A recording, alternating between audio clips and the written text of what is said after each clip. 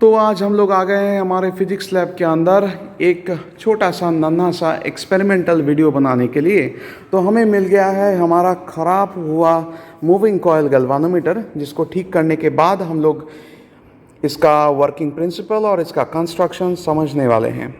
तो अगर आप थोड़ा सा कनेक्शन को ध्यान से देखें तो मैंने बैटरी एलिमिनेटर का पॉजिटिव और negative terminal moving coil galvanometer के साथ कनेक्ट करके रखा। अब अगर मैं सप्लाई वोल्टेज को ऑन कर देता हूँ तो मुझे यहाँ पे डिफ्लेक्शन देखने को मिलता है। ये डिफ्लेक्शन क्यों होता है? अगर मैं करंट को ऑफ कर दूँ तो डिफ्लेक्शन यहाँ पे रिड्यूस हो जाएगा। और गैल्वानोमीटर आपको देखने में सही नहीं लग रहा है क्या? तो एक काम करता हूँ, तो ऐसा लगा देता हूँ। अब शायद आपको पहचानने में आ रहा है कि हाँ, ये तो गैल्वानोमीटर ही है।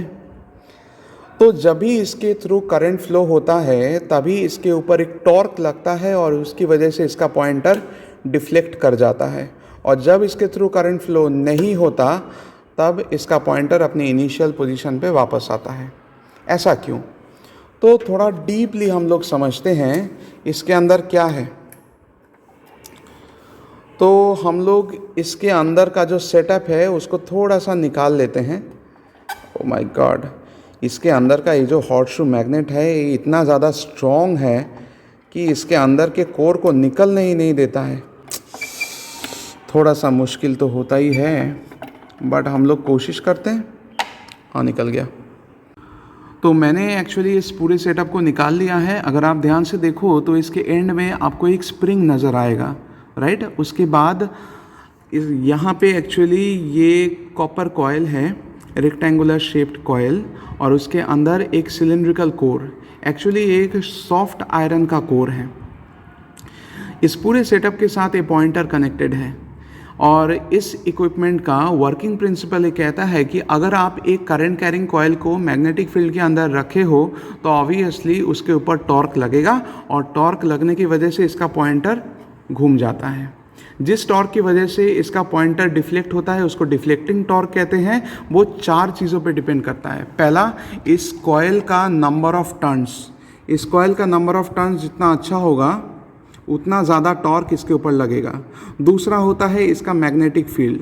मैग्नेटिक फील्ड एक्चुअली आपको 2 जगह पे देखने को मिलेगा। पहला, ये हॉर्सशू मैग्नेट के अंदर ये आपको कंकेव पोल पीसेस नज़र आ रहा है ना, इसका एक तरफ नॉर्थ पोल दूसरी तरफ साउथ पोल जैसा होता है। और इस रेक्टेंगुलर कॉयल के अंदर भी आपको एक सॉफ्ट आयरन का कोर दिखेगा। जब एक्चुअली इस कॉयल के थ्रू करंट फ्लो होता है तो सॉफ्ट आयरन का कोर मैग्नेटाइज हो जाता है। तो अल्टीमेटली जो नेट मैग्नेटिक फील्ड है वो मैग्नेटिक फील्ड अगर ज़्यादा हो तो इसके ऊपर कंसिडरेबली ज़्यादा टॉर्क लगता है। तीसरा फैक्टर होता है कि करंट, जितना ज़्यादा करंट इसके थ्रू फ्लो करेगा उतना अच्छा टॉर्क लगेगा। और लास्ट होता है cross sectional area of the coil. इस रेक्टेंगुलर कॉयल का जो क्रॉस सेक्शनल एरिया है वो भी टॉर्क को अफेक्ट करता है। इससे ज़्यादा क्रॉस सेक्शनल एरिया और इसके ज़्यादा नंबर ऑफ टर्न्स वाला कोई कॉयल अगर हो हमारे पास तो उसके ऊपर ज़्यादा टॉर्क लग सकता है।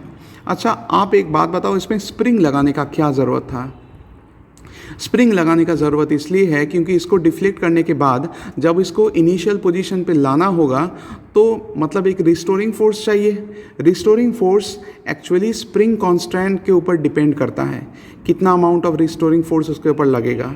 यहाँ पे तो एक्चुअली डिफ्लेक्टिंग टॉर्क लगा था ना, तो उसको बैलेंस करने के लिए हमें रिस्टोरिंग टॉर्क अप्लाई करना होगा।